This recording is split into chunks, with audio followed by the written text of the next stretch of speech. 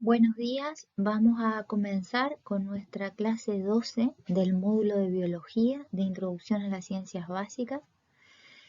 En la clase de hoy vamos a comenzar a conversar acerca de genética Mendel.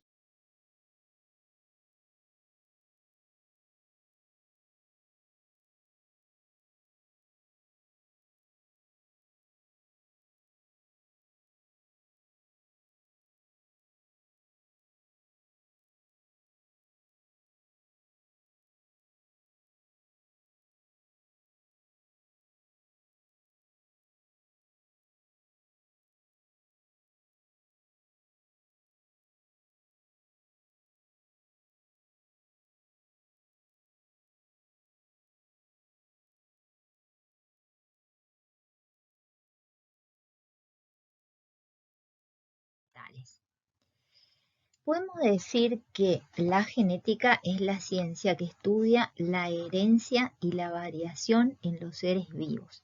Esta definición se dio a principios del siglo XX cuando los estudios de genética tuvieron un desarrollo significativo, porque fue el momento en que se descubrieron las unidades de la herencia, los genes,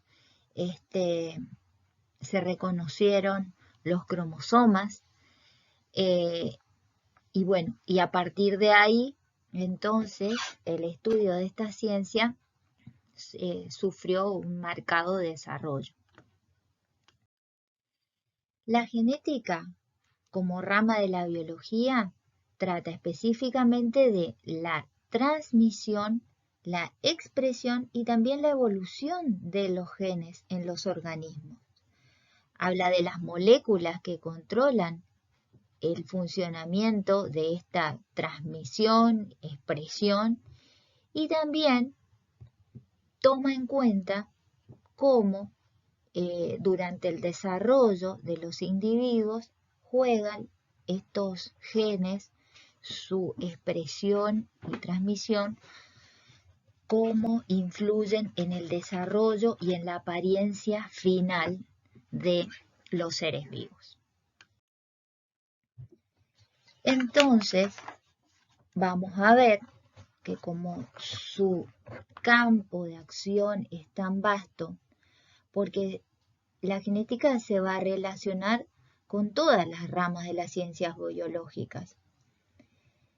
Por ejemplo, vamos a tener diferencias entre algunas pequeñas diferencias en lo que hace al tipo de organismo o de ser vivo del que estemos hablando. O sea, hay algunas reglas que se cumplen para virus, entonces vamos a tener una genética de virus, otra genética de bacterias, genética de los animales, bastante parecida a la de los vegetales, los hongos, que son individuos superiores. Si tenemos en cuenta los niveles de organización en biología, también podemos hablar de lo que sería la genética a nivel molecular, que ustedes por ahí la conocen como biología molecular, pero en esta área sería la referida a la regulación, la acción y la herencia de los genes. La citogenética, la genética mendeliana, que es lo que vamos a hablar ahora, y la genética poblacional, que sobre todo van a tratar esta rama de la genética en segundo año, en una asignatura específica que se llama genética. Bueno, y también tenemos esa parte de la genética que está implicada en el desarrollo de los individuos, que sería la genética del desarrollo, y la participación de la genética en la evolución, entonces como genética evolutiva. Por lo que la cadena en 1981 propuso esta definición de genética. Es la ciencia que estudia el material hereditario bajo cualquier nivel o dimensión. Muy bien. Comencemos a hablar entonces de este monje, Gregor Mendel, que propuso las primeras teorías que explican los fenómenos de la herencia. Él hablaba de la transmisión de unidades hereditarias que venían implicadas en las células reproductivas. En la época en que vivió Gregor Mendel, en el siglo XIX, se conocían cuáles eran los gametos del macho y de la hembra. Se conocían óvulos y espermatozoides, pero no se sabía cómo estas células transmitían los caracteres de los padres. Su trabajo sentó las bases para el desarrollo ulterior de la genética. Su trabajo fue sumamente importante. Después de muchos años de análisis y dedicación al cultivo de plantitas de lentejas, cuyo nombre científico es Pisum sativum, realizó una publicación muy importante. En 1866 fue publicado, en 1865 lo presentó oralmente, pero no se tuvo en cuenta.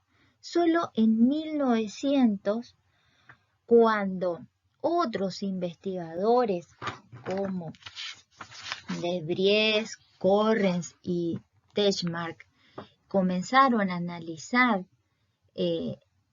estos trabajos, pudieron hacer una correlación entre las propuestas de Mendel y los fenómenos que ocurrían durante la gametogénesis. Pero en el momento en que él lo publicó, su trabajo no fue comprendido. Y ese retraso se debió fundamentalmente a la existencia de diferentes teorías que interpretaban erróneamente el fenómeno de la herencia. Por ejemplo, se creía desde tiempos inmemoriales en que los hombres, porque claro, el tema de la herencia en las personas y en los animales de valor productivo o las plantas de valor era lo que más importaba. Se hablaba de que los individuos completos estaban presentes en los gametos. A eso se denominó teoría de la preformación. Inclusive algunos decían que Eva tenía óvulos con todas las generaciones, o sea, dentro de cada óvulo estaban presentes todas las generaciones que iban a existir hasta el fin de los tiempos. Como si fuera una muñeca mamushka, ¿vieron esas muñecas rusas que se abren y se va poniendo una dentro de la otra? Esa teoría de la preformación, había quienes apoyaban la teoría ovista y otras la espermacionista. Como ven en esta imagen, este es un espermatozoide y en el núcleo hay un pequeño hombrecito. Era lo que se creía, ¿no? Que un individuo completo venía en el espermatozoide, entonces se iba a desarrollar el individuo que portaba el espermatozoide. Y los que tenían o sostenían la teoría de preformación pero ovista, pensaban que en los óvulos venían los individuos completos. Muy bien. Otra teoría que existía, o previamente existió, fue la de la pangénesis. Esta proponía que cada célula del organismo producía copias en miniatura y esas pequeñas gémulas iban a ir por el torrente sanguíneo desde las distintas partes del cuerpo hacia las gónadas, hacia testículos y ovarios, y ahí se iban a unir todas esas pequeñas partículas y iban a formar los gametos, femeninos y masculinos. Otra teoría era la herencia de los caracteres adquiridos. Entonces había quienes proponían que el mayor uso o desuso de distintos órganos hacía que los órganos se hipertrofiaran o se atrofiaran, y esas modificaciones las heredaba la descendencia y ahí van pasando de generación a generación. Ahí más o menos se contemplaban las variaciones que se dieron en los individuos a lo largo de los años. Y se combinaba esta teoría con la de la pangénesis. Después, existió, y más o menos contemporánea a Mendel o un poquito anterior, la teoría de las mezclas de los determinantes hereditarios. Esta proponía que si se combinaban, por ejemplo, flores rojas con flores blancas, se mezclaban estas características en los descendientes y esa mezcla ya era inseparable y se iba a mantener en toda la descendencia. Era como decir, se mezclan tintas de dos colores que luego no se pueden separar. Además, en ese momento no se conocían todavía cuáles eran los elementos concretos dentro de los gametos que se pudieran identificar como partículas hereditarias. O sea, Mendel las llamó factores hereditarios o partículas hereditarias, pero en ese momento no se sabía dónde estaban concretamente, físicamente. Y además, otra cuestión que retrasó la comprensión de los fenómenos de la herencia fue que siempre se buscaba explicar la variación de características continuas, como la altura, el peso, cuando se hablaba de animales de producción, que son los de valor económico, que se miraba el peso, la altura, el tamaño, esas variables se consideran continuas y en realidad no solo participan los genes de la herencia en su determinación, sino también el ambiente, con la alimentación, con el clima, con el manejo. Bueno, todo eso lo van a estudiar después en zootecnia. Muy bien. Ahora, Mendel, ¿por qué tuvo éxito? Su éxito se debió, en primer lugar, tuvo un poco de suerte, porque escogió el material biológico adecuado, ¿sí? La planta que seleccionó tenía varias bondades que facilitaron su trabajo. Era de fácil cultivo, tenía un ciclo de vida corto, quiere decir que desde que sembraba las semillas hasta que crecía la planta y volvía a dar semilla, el periodo era relativamente corto. Entonces él pudo ir viendo distintas generaciones. Era una planta hermafrodita, pero que permitía su manipulación. Utilizó para su trabajo un método muy sencillo, pero que se podía repetir, y también anotó y analizó matemáticamente todo lo que observó. Por eso su trabajo es sumamente trascendente como aporte a la ciencia en general, no solo porque desentrañó los mecanismos básicos de la herencia, sino por su aporte a la metodología científica. Fíjense que habíamos hablado que los anteriores investigadores siempre analizaban características continuas, ¿sí? En las que, como el peso, la altura o la producción de carne, de leche, esas son variables que no están determinadas solo por un factor hereditario, como decía Mendel.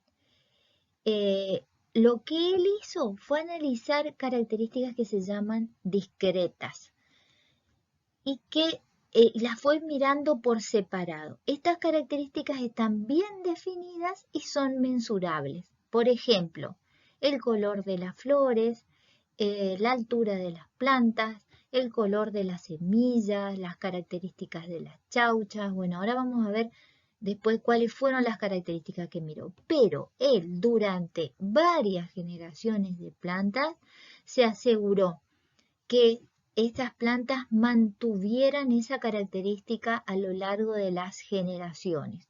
Y a estas las llamó variantes puras. Entonces trabajó con plantas que solo daban flores violetas a lo largo de las generaciones, o que solo daban flores blancas a lo largo de las generaciones, o solo plantas de tallo alto, plantas de tallo bajo, ¿me entienden? Eran plantas que él durante muchos años estudió y fue separando líneas que podemos llamar puras para cada rasgo de las distintas características. Como les dije, estudió la progenie. Entonces, no solo los padres, sino también las generaciones sucesivas. A la primera generación la llamó filial 1, a la segunda filial 2 y así en forma subsiguiente. Y esto fue trascendente para la definición de sus conclusiones. Como les dije antes, contó las observaciones, contó los descendientes, anotó minuciosamente todos sus resultados y los analizó matemáticamente. Esto fue trascendente para su trabajo. Bueno, vemos entonces que con quién trabajó. Acá tenemos un exponente de la flor del Pisum sativum, como les dije, una planta de guisante, van a ver en todos los libros que son como arvejas. Esta planta, por ejemplo, para la característica de la flor, del color de la flor, presentaba dos rasgos bien manifiestos. Sus flores o eran violetas o eran blancas, ¿no es cierto?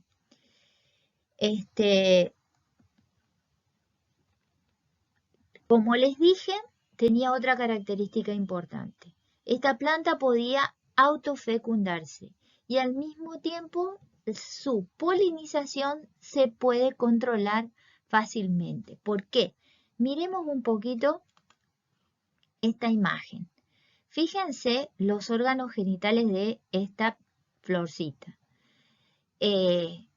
Como dijimos, es una planta hermafrodita, entonces tiene los órganos masculinos, que son las anteras, y acá en el extremo está el polen, que Mendel podía cortarlos, ¿sí?, y separarlos de esta flor para que no se autofecundara, porque esta flor normalmente tiene entonces los órganos masculinos y también el órgano femenino con el ovario aquí adentro, aquí están los óvulos, y la entrada a este útero, podríamos decir, es el estigma. Y las plantas generalmente se autofecundan, ¿por qué?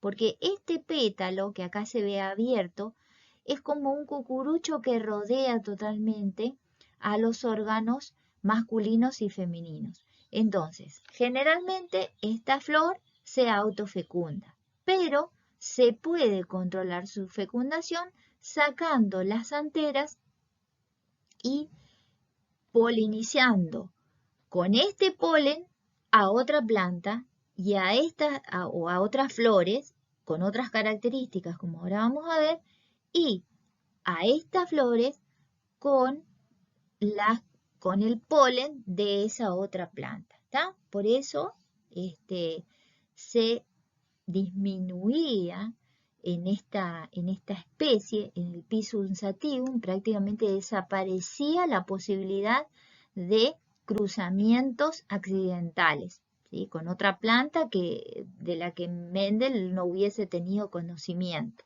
O las dejaba que se autofecunden o él realizaba cruzamientos, cruzaba con plantas de otros rasgos.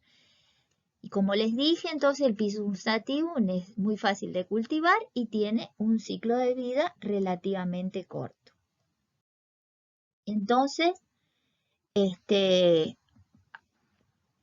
como también les dije, tenía variedades bien definidas con características como a la altura del tallo, que podía ser o tallo alto o tallo bajo.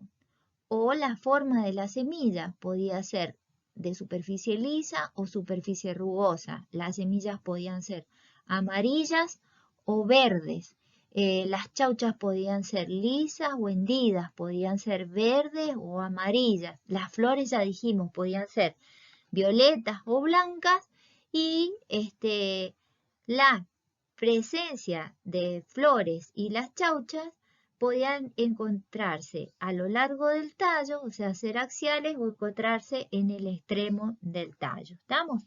Entonces, siempre cada característica con dos aspectos o dos rasgos alternativos bien definidos que eran fáciles de evidenciar y contabilizar. Para poder trabajar con ellos, entonces Mendel durante años seleccionó previamente líneas de plantas para esas características, o sea, para cada rasgo en forma pura, ¿sí? Él sabía que los descendientes de las plantas que él tenía de tallo alto siempre le iban a dar plantas de tallo alto y con esas plantas trabajó para compararlas con las de tallo bajo que siempre le iban a dar tallo bajo. Entonces, observando las distintas características de a una, fue realizando cruzamientos y analizando la descendencia y analizando todos los datos para las distintas características. Primero miró las flores, después miró el color de la semilla, o si eran lisas o rugosas, o si las chauchas eran lisas o hendidas, o si eran verde amarilla, etcétera, etcétera. ¿Está? 7 características en total fueron las que Mendel fue analizando. Entonces, por ejemplo, trabajó con plantas de flores violetas y plantas de flores blancas y las cruzó. En una oportunidad utilizaba los óvulos de una flor violeta con el polen, cruzaba con el polen de las flores blancas. ¿Y qué obtenía? Se dio cuenta que toda la generación siguiente, todas, absolutamente todas, iban a tener o iban a presentar flores violetas. Entonces, para desterrar, ¿se acuerdan esa teoría ovicista que decía que dentro de los óvulos o de los gametos femeninos estaban determinados los individuos totalmente y que iban a imponer sus características? Entonces, ¿qué hacía? Hacía el cruzamiento recíproco. Utilizaba ovarios u óvulos de una flor blanca y las polinizaba con anteras de flores violetas. ¿Y qué encontró?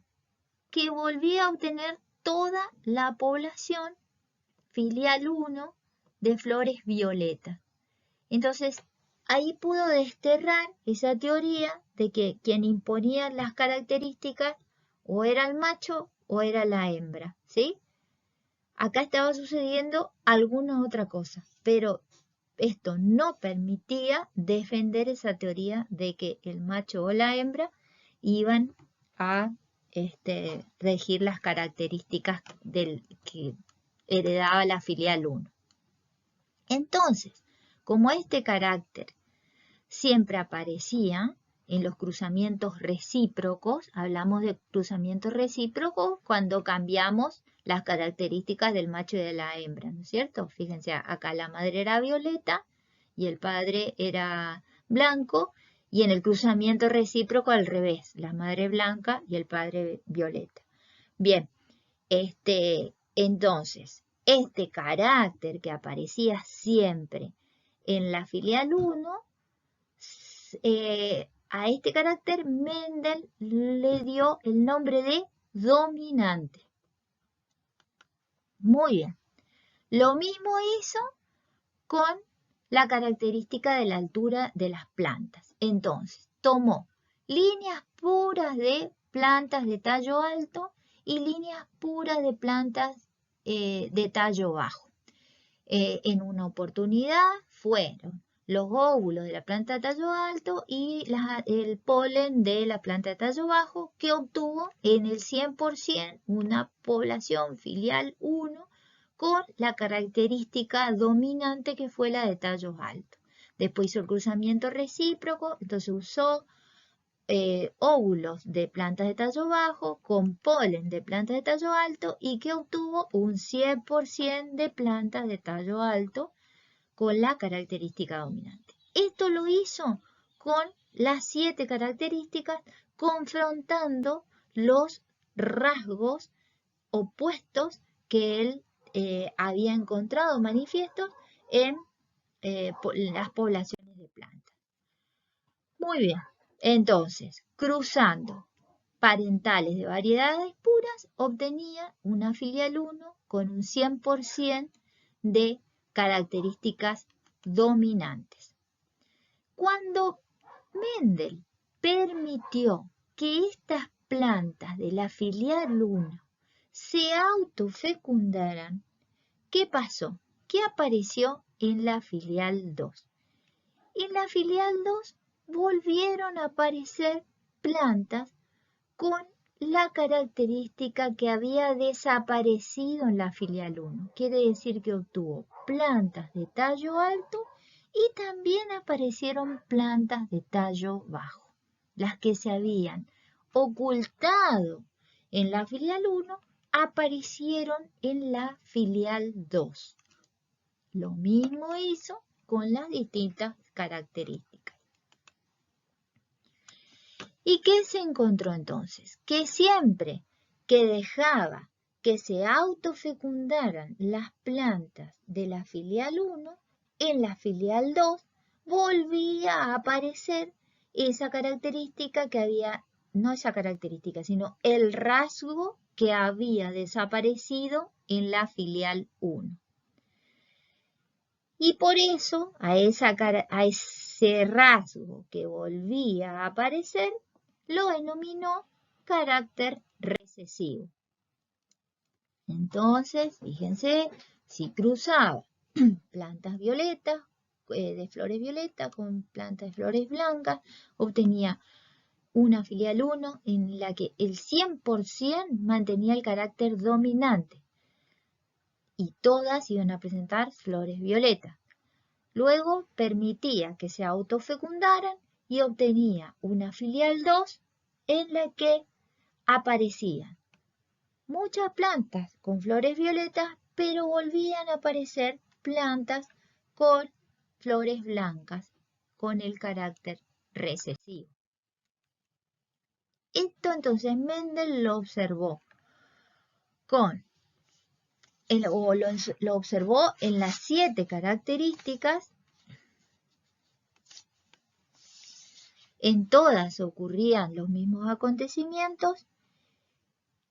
Entonces siempre la cruz a los parentales puros le daba una descendencia uniforme, después permitía que se autofecundaran y siempre aparecía el característico, aunque en un número menor que el dominante. ¿Sí? El rasgo dominante predominaba siempre en la cantidad de plantas, digamos, que el rasgo recesivo aparecía en un porcentaje menor de plantitas. Entonces, observando esa aparición y desaparición de los distintos rasgos en generaciones alternativas, dedujo que los factores responsables de las características estudiadas se transmiten a la descendencia mediante los gametos. Las plantas de la filial 1 reciben un factor de la herencia, así lo llamó Mendel, un factor de cada progenitor, un factor del padre y un factor de la madre. En la filial 1, esos factores se combinan, Pero cuando estas plantas de la filial 1 vuelven a producir gametos o células sexuales, esos factores se vuelven a separar y va cada factor a formar parte de un gameto distinto para ir a combinarse en la generación siguiente.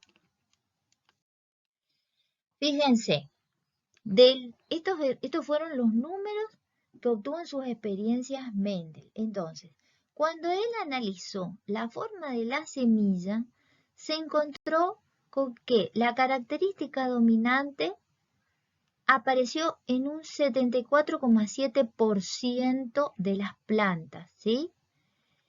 Y la característica recesiva apareció en un 25,3%. Cuando miró el color de los cotiledones, también. La característica dominante en un 75%, la recesiva en un 24,9%. Cuando analizó el color de la flor, en un 75,9% la característica dominante, en un 24,1% la característica recesiva. Entonces, sumó los totales, hizo un promedio y ¿qué encontró? Que la característica dominante o el rasgo dominante para todas estas características estuvo presente siempre en un 75% y el rasgo recesivo estuvo presente en un 25%. Fue así entonces que decidió simbolizar a esos factores hereditarios con letras y le asignó la letra mayúscula a la característica dominante y la letra minúscula, a las características recesivas. Entonces, un individuo de flores violeta iba a tener, correspondiente a su planta de líneas puras, o se iba a representar como A mayúscula, A mayúscula. Y las plantas con flores blancas, que eran de características recesivas, se iban a expresar como A minúscula, A minúscula. En lo sucesivo, cuando hablemos, mientras les vaya describiendo, probablemente yo les diga A grande, A chica, porque esa es la forma en la que se suele expresar cuando se explica este tema en genética. Bien. Entonces, tras el análisis de las proporciones, dedujo lo que posteriormente recibiría el nombre de la primera ley de la herencia o primera ley de Mendel, que es el tema principal de nuestra clase de hoy. Entonces, la primera ley de Mendel recibe el nombre de ley de la segregación o ley de la segregación de los factores. ¿Por qué? ¿Qué dice? Es que los factores que determinan las características se encuentran de a pares. Entonces, las flores violetas puras se van a simbolizar como A grande, y este otro individuo tiene un par de características recesivas, A chica. Esas características segregan en la formación de gametas. ¿Cómo lo vamos a simbolizar? A las gametas siempre se las simboliza con un circulito y la característica va dentro del simbolito. Siempre se simbolizan de esta manera las gametas, por favor, ténganlo en cuenta porque si no, no van a entender los ejercicios. ¿Qué posibles gametas nos va a dar este individuo? Bueno, numerosas gametas, pero todas las gametas solamente van a recibir un tipo de característica o un rasgo, A grande. Y en este otro individuo todas las gametas van a recibir también un solo rasgo porque es el único que tiene este individuo, ¿no es cierto? Muy bien. Entonces, en la formación de gametas, estas dos características se separan y cada una va a parar a una gameta. Pero como acá son las dos iguales y acá también son las dos iguales, simbolizamos una sola que representa a todas. Bueno, ¿qué sigue diciendo esta ley de Mendel? En contra de la que se encontraba en vigencia en esa época esa idea de la mezcla, ¿sí? Mendel nos dice que esas características se mantienen puras e incontaminadas en los híbridos. ¿Quiénes son los híbridos? Son los individuos de la filial 1. Se llaman híbridos a los individuos que surgen de cruzar parentales con rasgos opuestos, parentales puros con rasgos o con distintos rasgos, ¿sí? Entonces, los individuos de esa filial se denominan híbridos porque son fruto de un cruzamiento. ¿Estamos? Entonces, Mendel determinó que no había ninguna mezcla en los individuos de la filial, en los híbridos. Esas características se mantienen puras e incontaminadas. ¿Por qué? Porque cuando este individuo produce gametas, acá se va a autofecundar, entonces tenemos 4, porque están las 2 gametas que producen los óvulos y las 2 gametas que van a producirse en las anteras, en el polen. Entonces, fíjense, acá son distintos los caracteres, entonces va a haber iguales proporciones de producción de gametas. Un grupo de gametas va a tener a grande, otro grupo va a tener a chica en los óvulos de esta flor. Y en el polen de esta flor, un grupo de gametos va a tener a grande y un grupo de gametos va a tener a chica. Entonces, ¿qué pasa en la siguiente filial?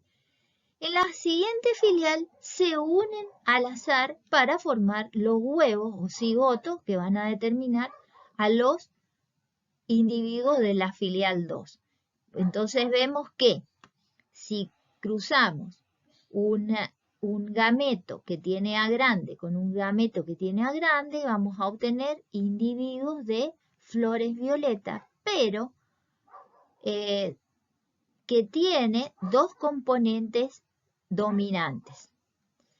Si combinamos un gameto que tiene A grande con un gameto que tiene A chica, vamos a obtener un individuo de flor violeta, pero con una característica dominante y una característica recesiva. Pero como la dominante domina, como su nombre lo indica, se ve de color violeta. Otro grupo de individuos es que va a surgir de la combinación de gametos con A chica con gametos A grande. Entonces lo mismo, la flor se va a ver violeta, pero su composición va a ser mezclada.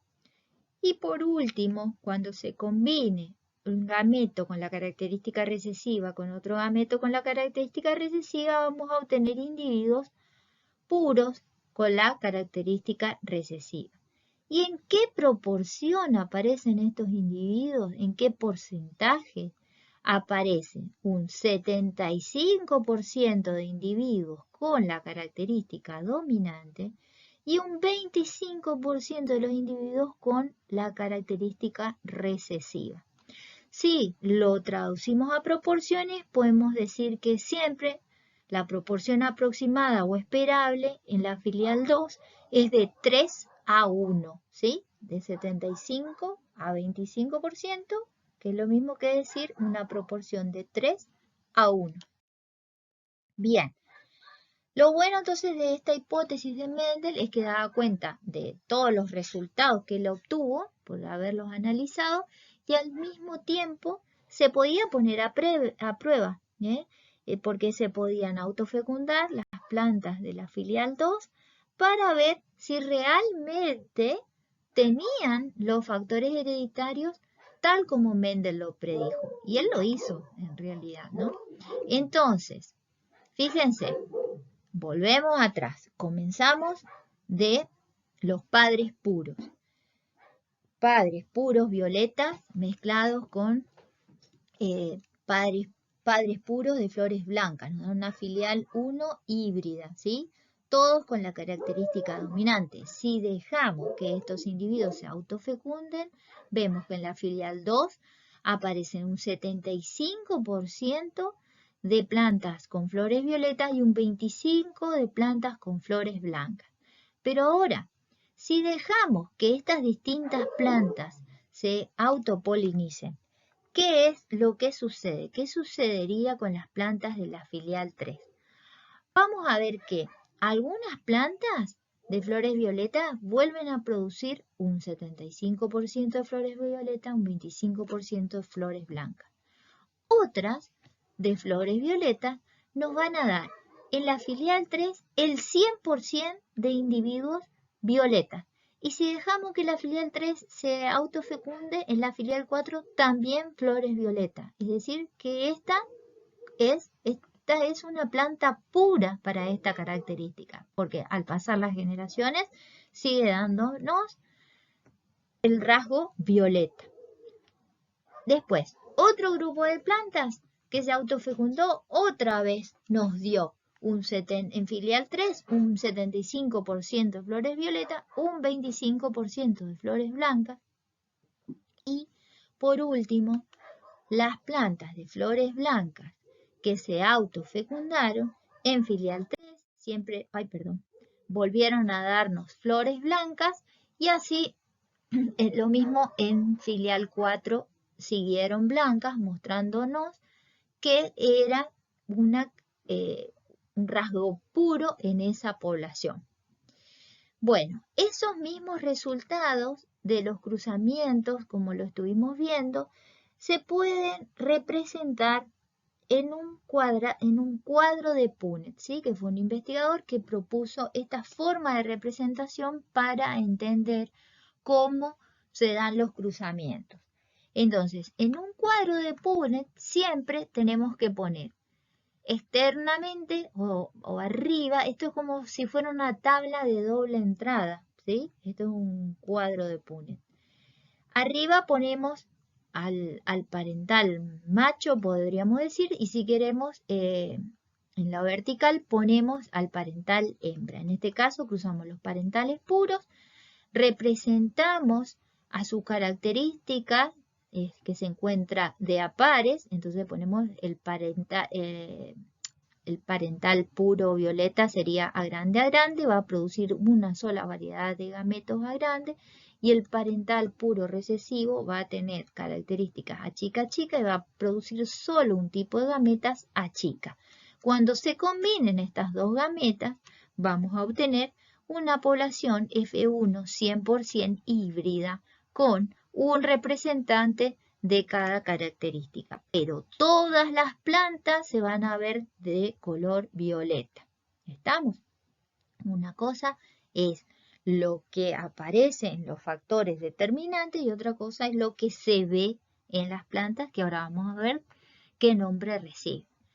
Bueno, y en este mismo cuadro de Punnett, si queremos combinar a la filial 1 por sí misma, o sea, la autofecundación, acá ponemos las características del polen y acá ponemos las características de los óvulos.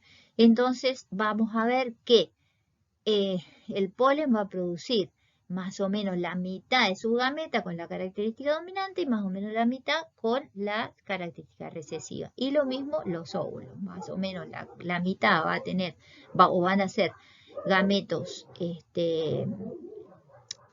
con la característica dominante y la otra mitad con la característica recesiva. Cuando se combinen, acá vemos, si se combina A grande con A grande, nos va a dar individuos puros. Cuando se combine la gameta recesiva con la gameta dominante, individuos híbridos. Otro cuarto de la población va a recibir la gameta recesiva de acá con la gameta dominante de acá y nos va a dar otro cuarto híbrido. Y si se combinan las dos gametas recesivas, nos va a dar un individuo con ambas características recesivas. ¿Y cuáles son las proporciones? Una con características dominantes o un 25%, o 2/4, que es lo mismo que decir un 50% con la característica dominante y 1/4 con la característica recesiva o un 25%, que es lo que vemos acá. 1/4, ¿sí? 2/4, si simplificamos, 2/4 o un medio, y 1/4 con la recesiva. O lo expresamos en porcentaje como 25, 50 y 25. Y en este caso estamos hablando de lo que hay en cuanto a factores hereditarios, que ahora vamos a ver cómo se denominan. Entonces, esos factores hereditarios mendelianos se conocen como genes, ¿sí? Las variedades o los rasgos de esos genes pueden ser distintos, pero dijimos que esos genes que determinan las características siempre se encuentran de a pares. Y el representante de cada uno, o sea, en el par, cada uno de los representantes se denomina alelo. Esos alelos pueden ser dominantes o recesivos. Entonces, cuando pongamos A grande, estamos hablando del alelo dominante, y cuando ponemos a chica, estamos hablando del alelo recesivo. Todos estos genes que determinan las características que se encuentran en el individuo hacen a la constitución genética del individuo y a eso se lo llama genotipo. Entonces, la constitución genética, lo que hay en los genes es el genotipo.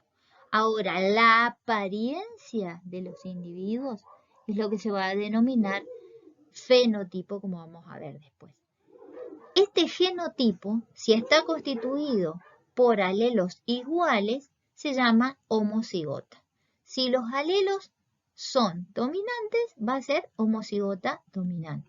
Si los alelos son recesivos, el individuo va a ser homocigota recesivo. Mientras que si los alelos son diferentes, a estos individuos se los denomina heterocigotas, ¿sí? Que es como aparecen en el híbrido de la filial 1. Y como les había dicho, la expresión de los genes, la característica visible en el organismo, es lo que constituye el fenotipo.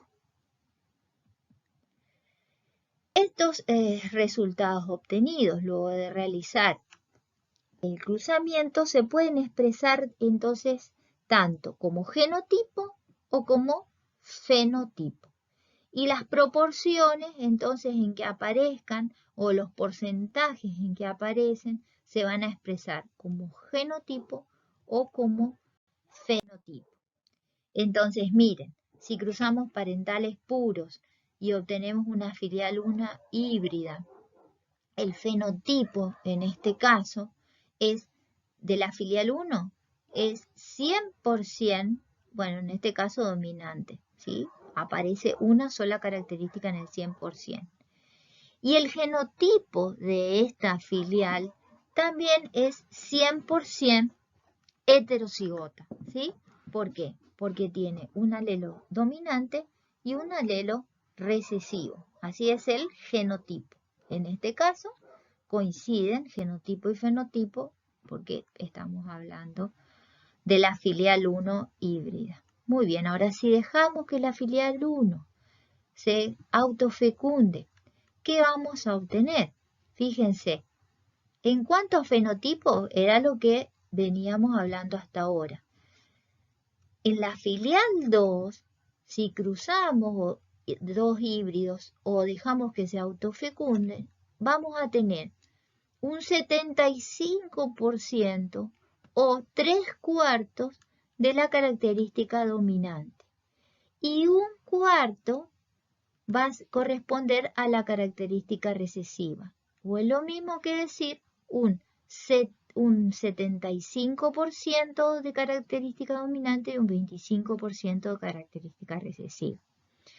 Si hablamos del genotipo, vamos a ver que las proporciones o los porcentajes van a cambiar. Fíjense, genotipo homocigota dominante aparece en 1/4 de la población o en un 25% de la población, que es lo que vemos acá, ¿sí? El genotipo heterocigota, A grande a chica, aparece en 2/4 de la población. Si simplificamos es 1/2 de la población, que es lo mismo que decir el 50% es heterocigota y por último, la característica recesiva va a aparecer como homocigota en un cuarto de la población o un 25% de la población va a tener ese genotipo recesivo. Entonces acá vemos cómo las proporciones fenotípicas y genotípicas van a cambiar. ¿Está? Porque una cosa es lo que se ve y otra cosa es lo que hay en los genes. Bueno, esto lo tienen que grabar. Estas proporciones son las que propuso Mendel y se mantienen en estos individuos con dominancia completa, pero ahora vamos a ver que puede haber excepciones. Muy bien. Esta predicción entonces realizada por Menem le sirvió para reforzar más aún su ley de la segregación. ¿Cómo la respaldó? Realizando retrocruzas. Estas retrocruzas consisten en cruzar individuos de la filial 1 con los padres puros. Y esto se utiliza mucho, se utiliza en producción animal.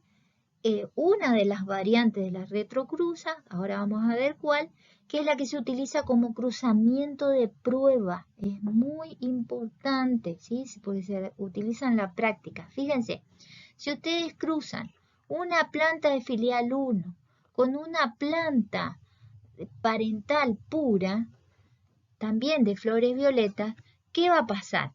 La planta que es híbrida nos va a dar dos tipos de gametos y el parental puro un solo tipo de gameto. Ahora, ¿cómo van a ser los individuos de la filial 2 acá? Y van a ser todos violetas, ¿sí? Bueno, hicimos este cruzamiento con la característica, con el padre con la característica dominante, ¿sí? Pero si ahora cruzamos un híbrido con padre puro para la característica recesiva, fíjense lo que va a pasar acá. El híbrido produce dos tipos de gametas y el padre puro recesivo produce un solo tipo de gametas. Cuando se combine A grande con A chica, nos va a dar un individuo de flor violeta y cuando se combine A chica con A chica, van a volver a aparecer los individuos de flores blancas. Entonces la proporción en esta población va a ser la mitad de flores violetas y la mitad de flores blancas. Eso fenotípicamente. Y genotípicamente también vamos a tener la mitad va a ser heterocigota y la otra mitad va a ser homocigota.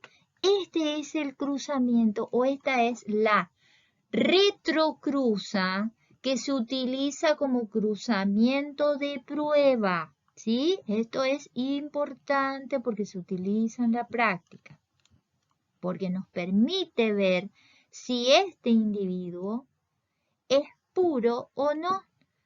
¿Cómo se sabe si un individuo es puro?